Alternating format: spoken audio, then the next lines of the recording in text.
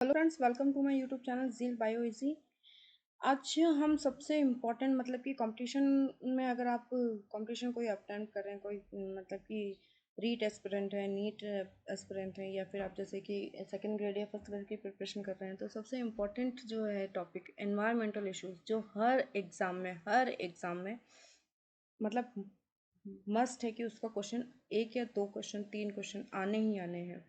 तो आप इस वीडियो को बहुत ध्यान से देखें, और वीडियो पसंद आए तो प्लीज़ इसे लाइक कीजिएगा। और इसके जितने भी टॉपिक हैं, कहीं ना कहीं मतलब कि एनसीईआरटी के इसके फैक्ट्स इतने इंपॉर्टेंट है कि आपको, अगर आप लाइक ना भी करें तो भी आप इसको ध्यान से सुने, वॉच करें, ताकि अगर कोई चीज़ अगर ध्यान में रह जाती है तो हो सकता है कि एक क्वेश्चन पे आपका अगर बैठता है, एग्ज़ाम में आ जाता है, तो आपके लिए वो एक बहुत ही मील का पत्थर साबित हो सकता है। तो प्लीज़ आप इसको वॉच कीजिए। तो शुरू करते हैं आज का सेशन। इस सेशन मतलब इस चैप्टर में हमारे 9 टॉपिक हैं।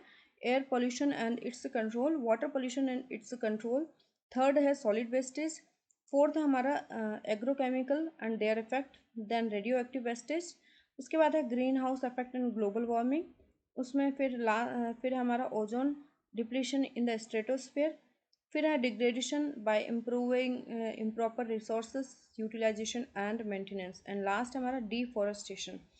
और सबसे पहले आज हम जो इस सेशन में पढ़ेंगे वो है air pollution and its control. तो शुरू करते हैं आज का सेशन। पहले हम इसमें पॉल्यूशन एक्चुअली क्या होता है, एनसीईआरटी ने उसको कैसे डिफाइन किया, उसकी क्या डेफिनेशन दी है पॉल्यूशन की, वो समझेंगे, और उसके बाद हम एयर पोल्यूशन स्टार्ट कर देंगे। तो सबसे पहले हम पॉल्यूशन को समझते हैं। What's the actual definition of pollution? pollution is any desirable Pollution is any desirable change in physical, chemical, or biological characteristics of air, land, water, and soil. Agents that bring about such an undesirable change are called pollutants. First thing pollution समझनी है कि undesirable changes in physical, chemical and biological characteristics, जिसका जो actual character है, जैसे कि air का actual character है कि उसमें 78% नाइट्रोजन है, 21% उसमें ऑक्सीजन है, 0.1% उसमें कार्बन डाइऑक्साइड है, और इसके अलावा अदर गैसेस हैं, डस्ट पार्टिकल्स से। अब इसके कंपोजिशन में कोई भी चेंजेस होता है, केमिकल कंपोजिशन में कोई भी चेंज होता है, या फिजिकली जैसे कि उसके विजुअली उसमें, जैसे कि आपको पता है ना, फॉग जैसा आ जाते हैं, तो विजन देखने में अगर कोई चेंज, मतलब विजुअली अगर कोई चेंज होता है, बायोलॉजिकली अगर उसमें कोई चेंजेस होते हैं, तो वो पॉल्यूशन कहलाता है। और पॉल्यूटेंट्स ऐसे एजेंट्स जो पॉल्यूशन को क्रिएट कॉज करते हैं, ऐसे जो कि अनडिजायरेबल चेंजेस को ब्रिंग करते हैं, अनडिजायरेबल चेंजेस लेकर आते हैं, मतलब कि ऐसे चेंज एजेंट्स जो कि अनडिजायरेबल चेंजेस को पॉल्यूशन कॉज करने में हेल्प करते हैं, पॉल्यूशन को स्टार्ट करते हैं, वो पॉल्यूटेंट्स कहलाते हैं। In order to control environmental pollution, the government of India has passed the Environmental Protection Act 1986। कब पास किया है ये आपको जरूर जरूर जरूर याद रखना है कि एनवायरमेंटल प्रोटेक्शन एक्ट जो है 1986 में पास हुआ था, जिसमें इनका एम था to improve the quality of our environment, included water, air and soil. अब हम स्टार्ट करते हैं air pollution and its control.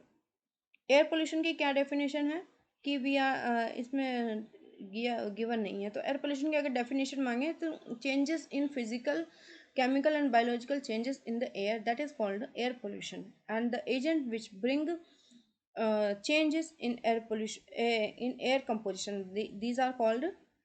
these agents are called pollutants, air pollutants। तो एयर पोल्यूशन की दे मतलब कि इफेक्ट क्या है कि they reduce growth. First thing, इसके प्लांट्स पे क्या इफेक्ट होते हैं कि they reduce growth and growth yields of crops, मतलब कि उसकी ग्रोथ को, प्लांट्स के ग्रोथ को रिड्यूस करके क्रॉप्स की इल्ड को इफेक्ट करते हैं, उसको हार्म करते हैं, और कॉज प्री मेच्योर डेथ, और जिसकी वजह से प्लांट्स की प्री मेच्योर डेथ हो जाती है। Air pollutants are also deleteriously affect the respiratory system of humans and animals. Humans और एनिमल्स पे उसके मतलब कि उनके रेस्पिरेटरी सिस्टम को ये डैमेज करते हैं। अब डैमेज कितना ज़्यादा होगा, ये कहाँ तक ये हैज़ार्डस है, कहाँ तक ये ज़्यादा सीरियस ले सकते हैं, तो कंसंट्रेशन ऑफ पॉल्यूटेंट्स कितनी है और एक्सपोजर ड्यूरेशन जो है वो कितनी है, उस पर डिपेंड करता है। कि जैसे कि जो फैक्ट्रीज इंडस्ट्रीज़ में जो लोग वर्क करते हैं तो उनकी जो ड्यूरेशन होती है, एक्सपोजर ड्यूरेशन जो होती है, और कंसंट्रेशन पॉल्यूटेंट्स वहाँ पर बहुत ज़्यादा होते हैं, तो दोनों चीज़ पर डिपेंड करती है कि उस ऑर्गेनिज्म पे पॉल्यूशन का इफेक्ट कितना होगा। जितना ज़्यादा एक्सपोजर होगा या जितनी ज़्यादा कंसंट्रेशन होगी पॉल्यूटेंट्स की, वो उतनी ही ज़्यादा उस पर हार्मफुल इफेक्ट्स होंगे और वो उतने ही डेंजर में मतलब कि एक्सपोज होगा। Smoke stacks of thermal power plant, smelter, मतलब कि एक तो smoke stacks thermal power plant में होते हैं, स्मेल्टर होते हैं। The other industries release particulate and gases air pollutants together with harmless gases such as nitrogen and oxygen etcetera. मतलब कि क्या, स्मोक स्टैक्स जो होते हैं, चिमनियाँ जो होती हैं जहाँ से धुआं निकलता है, और स्मेल्टर्स जो लगे होते हैं फैक्ट्रीज में बड़े बड़े, और इंडस्ट्रीज में जो पार्टिकुलर्स जो रिलीज होते हैं, उनको उन पॉल्यूटेंट्स को बेटर है कि उनको हार्मलेस करके वहाँ से रिलीज़ किया जाए। अब कैसे किया जाएगा रिलीज़ वहाँ से? These pollutants must be separated और फिल्टर्ड, या तो उनको वहाँ से सेपरेट कर दिया जाए या उसको फिल्टर कर दिया जाए, और before releasing the harmless gases into the atmosphere. कि या तो आप उन मतलब कि उनको पॉल्यूटेंट्स को उसमें से सेपरेट कर दो या एयर को फिल्टर कर दो, ताकि जो फिल्टर्ड एयर है, क्लीन एयर है, वो एटमॉस्फेयर में पहुँचे ताकि वो हार्मलेस हो। तो कैसे करेंगे इसको? इसमें पूरी प्रोसेस एनसीईआरटी में गिवन है कि आपको कैसे ये कर सकते हैं और क्या इसके लिए मतलब कि टेक्निकली क्या इक्विपमेंट्स जो है यूज़ किए जाते हैं। तो सबसे पहले है कि स्क्रबर वाला इन्होंने दिया है कि इस सिस्टम को, इस पूरी मशीनरी को बोलते हैं, क्या बोलते हैं पूरी मशीनरी को? Electrostatic precipitator. इसको बोलते हैं इलेक्ट्रोस्टैटिक प्रेसिपिटेटर। इसमें सबसे पहले किया गया है कि डर्टी एयर को इसमें किसी पाइप के थ्रू इसमें एंटर कराया गया है। मतलब कि जो स्मेल, जो गैस, जो डर्ट बनी है, जो हज़ार्ड मतलब कि जो पॉल्यूटेंट गैस वहाँ पे रिलीज़ होने वाली है, उसको पहले, वहाँ से रिलीज़ होने से पहले उसको को स्क्रबर मतलब कि इसमें इलेक्ट्रोस्टैटिक प्रेसिपिटेटर में इंक्लूड किया गया। तो पहले इसमें डाला गया ना, तो फिर इसके बाद यहाँ पर एक प्लेट होती है, वाटर या लाइम स्प्रे होता है, लाइम स्प्रे की होती है, जिससे क्या होता है कि जब स्प्रे इस पर होता है ना, वाटर का स्प्रे, तो पार्टिकल्स जो होते हैं ना, जब वो गीले हो जाते हैं स्प्रे से, जब वो गीले हो जाते हैं तो वेट, उनका मॉलिक्यूलर वेट बढ़ जाने से, डस्ट का मॉलिक्यूलर वेट बढ़ जाने से वो यहाँ पे बॉटम में सेटल हो जाते हैं, और जो एयर, क्लीन एयर होती है, वो यहाँ से एटमॉस्फेयर में रिलीज हो जाती है। ये इसका स्क्रबर का काम है। सेकंड फिर क्या होगा कि अब जो डर्टी एयर है उसको प्रेसिपिटेटर में इंक्लूड किया जाएगा, मतलब वहाँ पे इसको पास आउट किया जाएगा। तो जब वहाँ पास आउट करेंगे ना, तो वहाँ पे क्या है कि एक डिस्चार्ज कोरोना की प्लेट लगाई गई है। कोरोना की प्लेट क्या काम करती है कि जब इसको इसमें इलेक्ट्रिसिटी से, इसके वायर जो है ना इलेक्ट्रिसिटी से कनेक्टेड है। तो इलेक्ट्रिक वायर्स जो होते हैं ना, एक नेगेटिवली चार्ज वायर होते हैं जो कि एक चार्ज क्रिएट करते हैं, वहाँ पे चार्ज प्रोड्यूस करते हैं, और वहाँ से चार्ज प्रोड्यूस करने से इलेक्ट्रॉन जो होते हैं वो रिलीज होते हैं। ये इलेक्ट्रॉन क्या करते हैं, छोटे छोटे देख रहे हैं आप भी, छोटे छोटे जैसे इलेक्ट्रॉन्स दिए हुए हैं। तो ये इलेक्ट्रॉन्स क्या करते हैं कि जो डस्ट पार्टिकल्स होते हैं उसको अपनी तरफ अट्रैक्ट करते हैं और उससे अटैच हो जाते हैं। फिर अटैच होने के बाद ये बॉटम में ग्राउंडेड हो जाते हैं। ये इसकी प्रोसेस है। इसको डिटेल में पढ़ते हैं इस बार, एक बार प्रोसेस को। There are several ways of removing particulate matter, the most widely used of which is electrostatic precipitator, which can remove over 99% particulate matter present in the exhaust from a thermal power plant। कि वहाँ से exhaust होने वाली 99% particular matter को वहाँ से मतलब कि रिमूव किया जा सकता है। It has electrode wires that are maintained the several thousand volts. इन इलेक्ट्रोड वायर्स कितना, सेवरल थाउजेंड वोल्ट्स यहाँ पे क्रिएट किया जाता है, which produce a corona. Corona यानी कि इलेक्ट्रिक चार्ज एरिया वो जो है क्रिएट करते हैं, रिलीज इलेक्ट्रॉन्स, इलेक्ट्रॉन्स रिलीज करते हैं। These electrons attach to dust particles giving them a net negative charge. और ये डस्ट पार्टिकल को नेट नेगेटिव चार्ज देते हैं। The collecting plates are grounded and attract the charged dust particle. फिर वो electron जो डस्ट से जुड़ जाते हैं और फिर वो उनका वेट बढ़ जाने से वो जो नीचे प्लेट लगी हुई है वहाँ पर ये ग्राउंडेड हो जाते हैं। The velocity of air between the plates must be low enough to allow dust to fall. A scrubber can remove gases like sulfur dioxide in a scrubber, मतलब कि क्या कर सकता है स्क्रबर का, क्या काम है कि एयर में से सल्फर डाइऑक्साइड गैस को रिमूव या सेपरेट कर सकता है। In a scrubber the exhaust is passed through a spray of water और लाइम, कि इसीलिए ताकि उसको इसीलिए वहाँ से पास आउट किया जा सकता है, किया जाता है कि वो उससे जब स्प्रे होगा ना, स्प्रे होगा तो मैंने बताया ना कि उससे स्प्रे होने से वो गीले हो जाएंगे डस्ट पार्टिकल और वो बॉटम में सेटल हो जाएंगे। Recently, we have realized the dangers of particulate matter that are very very small are not removed by precipitator. अब क्या स्टडी किया गया है कि भाई हैवी पार्टिकल्स तो आपने कैसा ना कैसे रिमूव कर दिया, उनको चार्ज कर नेगेटिव चार्ज से अट्रैक्ट करके कोरोना क्रिएट करके या स्क्रबर में अपने प्रेसिपिटेट कर दिए। स्टडी अभी कहती है कि मतलब बड़े मॉलिक्यूलर वेट वाले डस्ट पार्टिकल से ज़्यादा छोटे मॉलिक्यूलर वेट के जो डस्ट पार्टिकल्स होते हैं 2.5 माइक्रोमीटर या उससे छोटे डस्ट पार्टिकल्स जो होते हैं वो बहुत ही ज़्यादा मतलब कि हार्मफुल हैं ह्यूमन हेल्थ के लिए सबसे बड़े वो डिजीज कॉजिंग एजेंट हैं। These fine particular These fine particulate can be inhaled deep into the lungs and can cause breathing and respiratory system irritation। मतलब क्या करते हैं ये कि ये easily inhale हो जाते हैं, रेस्पिरेटरी पासेस के थ्रू ये लंग्स तक पहुंच जाते हैं और लंग्स को फिर ये हार्म करते हैं और ब्रीदिंग में प्रॉब्लम क्रिएट करते हैं, इरिटेशन कॉज करते हैं और जिसकी वजह से इन्फ्लेमेशन होती है, लंग्स डैमेज का खतरा जो होता है बढ़ जाता है और इसकी वजह से कई बार प्रीमेच्योर डेथ भी कॉज करते हैं। ये कई बार प्रीमेच्योर डेथ हो जाती है क्योंकि जो छोटे बच्चे इन्फेंट्स होते हैं वो इन सब के लिए सेंसिटिव होते हैं, तो वो इसको इतना टॉलरेट नहीं कर पाते और उनकी प्रीमेच्योर एज में ही डेथ हो जाती है। अब सेकंड बड़ा रीज़न जो है वो है automobile. Automobile are a major cause of atmospheric pollution at least in metro cities, कि मेट्रो सिटीज़ में जो ऑटोमोबाइल है एक बहुत ही बड़ा मेजर कॉज है एटमॉस्फेरिक पॉल्यूशन का। As the number of vehicles increase on the streets, their problem is now shifting to the other cities। के पहले तो ये प्रॉब्लम कहाँ की थी, सिर्फ मेट्रो सिटीज़ की ही थी, लेकिन अब ये प्रॉब्लम जो है वो छोटी सिटीज़ में भी, अदर सिटीज़ में भी शिफ्ट हो रही है। वहाँ भी व्हीकल नंबरिंग बढ़ती जा रही है, ऑटोमोबाइल्स नंबरिंग बढ़ती जा रही है और जिसकी वजह से प्रॉब्लम्स जो हैं वो बढ़ रही हैं। प्रॉपर मेंटेनेंस ऑफ पॉल्यूटेंट्स मतलब कि maintenance of automobiles along with use of lead free और diesel can reduce the pollutants they emit. अब ये बहुत ही आपको है ना मतलब कि माइंड में रखने का है इस चीज़ को, keep in mind means lead free petrol या डीजल के यूज़ जो करेंगे, लेड फ्री पेट्रोल की पॉल्यूशन को रिड्यूस करने के लिए ऑटोमोबाइल कॉजिंग पॉल्यूशन को रिड्यूस करने के लिए लेड फ्री पेट्रोल को यूज़ करना चाहिए। लेड फ्री पेट्रोल और diesel can reduce the pollutants they emit, उनकी ये पॉल्यूटेंट्स को रिड्यूस कर सकता है। और सेकंड थिंग है कैटालिटिक कन्वर्टर। फर्स्ट है लेड फ्री फर्स्ट है लेड फ्री पेट्रोल और डीजल और सेकंड है कैटालिस्टिक कन्वर्टर। और कैटालिस्टिक कन्वर्टर में क्या यूज़ होते हैं, प्लैटिनम, पैलेडियम और रोडियम।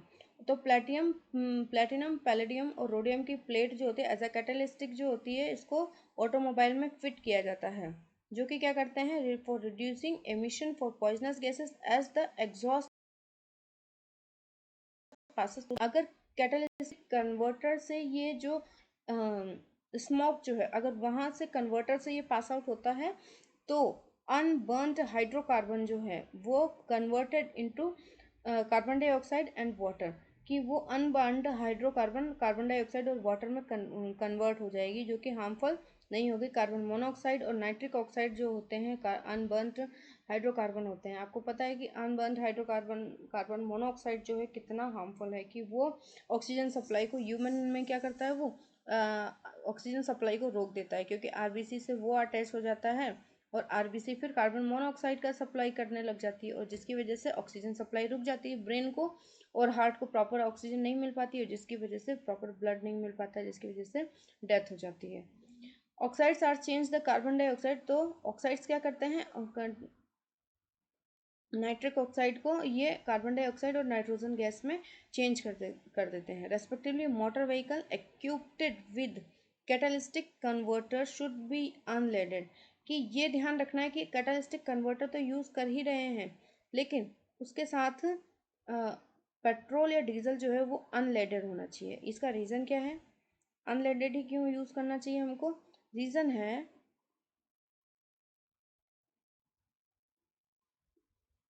कि जब आप है ना लेड वाला अगर पेट्रोल यूज़ कर रहे हैं, कि सपोज कीजिए ये लिखा हुआ है यहाँ पे कि lead in petrol, because lead in petrol inactivates the catalytic, कि अगर लेड यूज़ किया जा रहा है पेट्रोल में तो वो कैटलिस्टिक को इनएक्टिवेट कर देगा, और जिसकी वजह से वो अनबर्न्ड हाइड्रोकार्बन्स को कन्वर्ट नहीं कर पाएगा, कार्बन डाइऑक्साइड और सल्फर डाइऑक्साइड में कन्वर्ट नहीं कर पाएगा। तो फिर उसके होने का कोई यूटिलाइजेशन नहीं रह जाएगा, उसको फिर उसका यूजेस ख़त्म हो जाएगा और वो फिर मतलब वही हैज़ार्डस गैसेस निकलेंगी। तो ये ध्यान रखना है कि पेट्रोल अनलेडेड होना चाहिए, उसमें लेड यूज़ नहीं होना चाहिए। अब हम बढ़ते हैं कि in India the air prevention and control of pollution act जो है कैम इनटू फोर्स इन 1981, की फोर्स में तो कब आया था, ये 1981 में आया था, लेकिन फिर इसमें कुछ अमेंडमेंट हुए, कुछ चेंजेस हुए 1987 में। उसमें चेंज में क्या किया गया, include noise as an air pollutants, कि नॉइस को as a air pollutants add किया गया।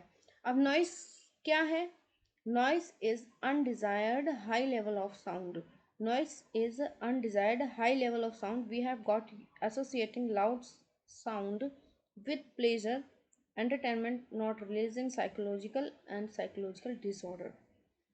मतलब ये क्या कह रहा है कि एक ऐसा अनडिजायरेबल साउंड जो कि associating with loud sound with pleasure and entertainment not releasing the noise cause, एक अनप्लीजेंट साउंड और हाई लेवल साउंड जो है वो एक साइकोलॉजिकल डिसऑर्डर्स ह्यूमंस में क्रिएट करता है, ऐसे साउंड को नॉइस कहा जाता है, जो कि एक एयर पोल्यूशन एजेंट मतलब पॉल्यूटेंट है। बिगर सिटीज बिगर फंक्शन ग्रेटर नॉइस, तो ब्रीफ एक्सट्रीमली साउंड जो होता है वो हाई लेवल होता है, साउंड हाई लेवल होता है वहाँ पे। अब सबसे एक्सट्रीमली हाई लेवल साउंड क्या होता है, वो जेट या प्लेन का रॉकेट का होता है। ये आपको याद रखना है, जो डेटा इसमें जो गिवन है ना वो बहुत ही आपको ध्यान से पढ़ना है कि 150 डेसिबल का साउंड जो है जेट प्लेन या रॉकेट जो है वो प्रोड्यूस करते हैं। में damage ear drums thus permanently impairing hearing ability. Even chronic exposure to a relatively lower noise level of cities may permanently damage hearing abilities of human, कि उसमें वो डैमेज कर सकते हैं। Noise also causes sleeplessness, इसके अलावा sleeplessness, increased heart beat, altered breathing pattern जो है वो उसको डिस्टर्ब करते हैं, thus considerably stressing human, और स्ट्रेस को बढ़ाते हैं ह्यूमंस में।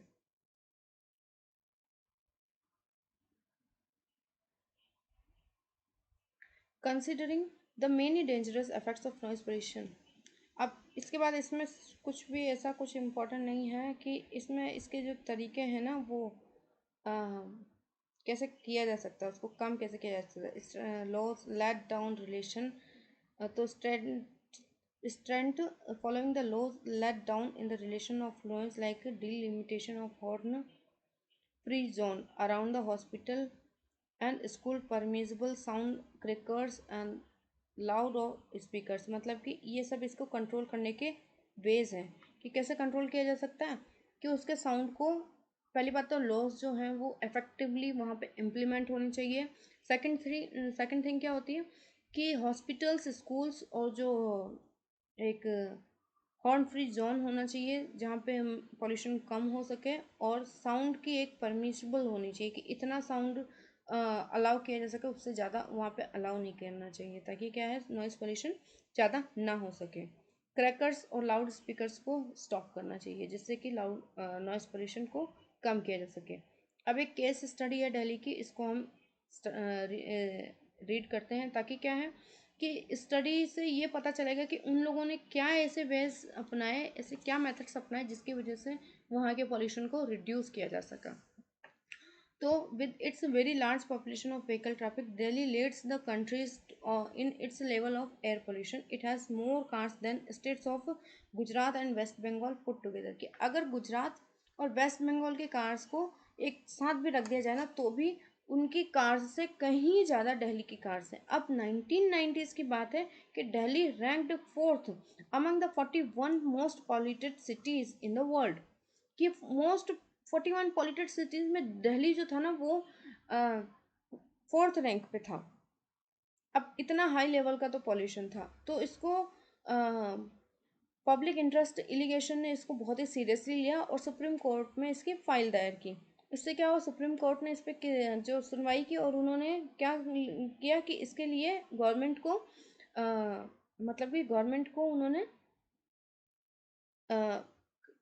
आदेश दिए कि सुप्रीम कोर्ट जो है मतलब कि गवर्नमेंट को पूछा और asked to take within a specified time period appropriate measures, और फिर उसको मेज़र किया गया कि इसको टाइम पीरियड किया गया, प्लान बनाया गया ताकि क्या है कि उसको कैसे क्या वे कर सकते हैं, क्या तरीके अपना सकते हैं कि जिससे उसको कंट्रोल किया जा सके।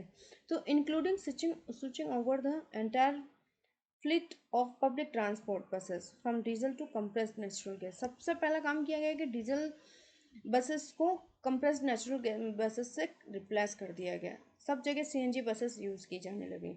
All the buses of Delhi were covered CNG by the end of 2002। तो 2002 तक सारी बसेस जो हैं वो सिर्फ सीएनजी बसेस रह गई वहाँ पे। डीजल बसेस को टोटली स्टॉप कर दिया गया, बैन कर दिया गया वहाँ पे। और इसके अलावा उन्होंने सीएनजी को क्यों यूज़ किया ये इम्पोर्टेंट है। सीएनजी का मेन रीज़न है सीएनजी बसेस का कि सीएनजी बर्न्स मोर एफिशिएंटली, कि एफिशिएंटली के साथ वो बर्न होती है, उससे कोई स्मोक नहीं प्रोड्यूस होता है, उससे कोई गैसेस नहीं ऐसी प्रोड्यूस होती हैं जो इतनी हार्मफुल हों, और कोई अनबर्न्ड हाइड्रोकार्बन जो है वो गैसेस जो है नाइट्रिक ऑक्साइड या कार्बन मोनोऑक्साइड प्रोड्यूस नहीं होती हैं। और सीएनजी दूसरा बड़ा रीज़न है CNG is cheaper than petrol, उससे ये सस्ती है। थर्ड थिंग है कि siphon off can not be siphon off by thieves, कि चोर इसको चुरा नहीं सकते हैं। अडल्ट्रेशन जो है इसमें पेट्रोल या डीजल के जैसे इसमें अडल्ट्रेशन नहीं की जा सकती है, कि जैसे वो है उसको उसी फॉर्म में मतलब कंप्रेस करके उसको स्टोर किया जाता है और उसी फॉर्म में उसको यूज़ किया जा सकता है, उसमें कुछ मिक्स नहीं कर सकते हैं।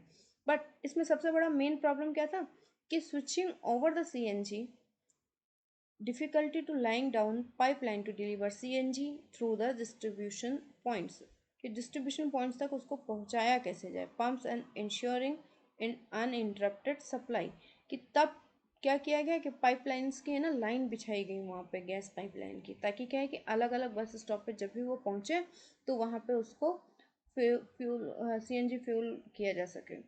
Simultaneously, parallel step taken in Delhi reducing vehicle pollution include phasing out of old vehicles, की अब तीसरी जो बड़ी समस्या है कि क्या है दिल्ली में कि व्हीकल जो ओल्ड व्हीकल है ना वो ज़्यादा पोल्यूशन प्रोड्यूस करते हैं, यूज़ ऑफ अनलेडेड पेट्रोल। तो अब उसको स्टॉप किया जाए, एक तो उनको रिमूव किया जाए, ओल्ड व्हीकल को रिमूव किया जाए, अनलेडेड पेट्रोल को यूज़ किया जाए, लो सल्फर पेट्रोल को यूज़ किया जाए, लो सल्फर डीजल को यूज़ किया जाए। कैटालिस्टिक कन्वर्टर व्हीकल में ऑलरेडी फिटेड होना चाहिए। Application of stringent pollution level norms vehicle for vehicles etcetera, कि जो लॉस जो बनाए गए हैं उसको स्ट्रिक्टली वहाँ पे इम्प्लीमेंट किया जाए। तो ये है इसके मेन केस स्टडी दिल्ली की, कि ये उन्होंने मेथड्स अपनाए और इसकी वजह से उन्होंने उस पर कंट्रोल कर पाए हैं वो। अब आता है norms, यूरोनॉर्म्स।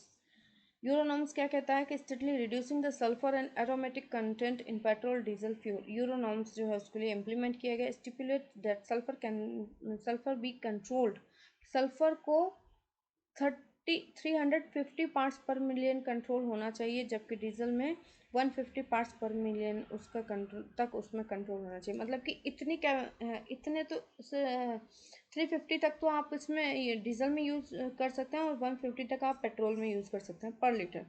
Aromatic hydrocarbon are to be content 42%, और एरोमेटिक हाइड्रोकार्बन जो है वो कंसर्न फ्यूल में उसकी जो क्वांटिटी है वो 42% होनी चाहिए। The goal according to the road map, कि गोल क्या है कि ये गोल एक रोड मैप होना चाहिए कि इसको सख्ती से लागू करना चाहिए।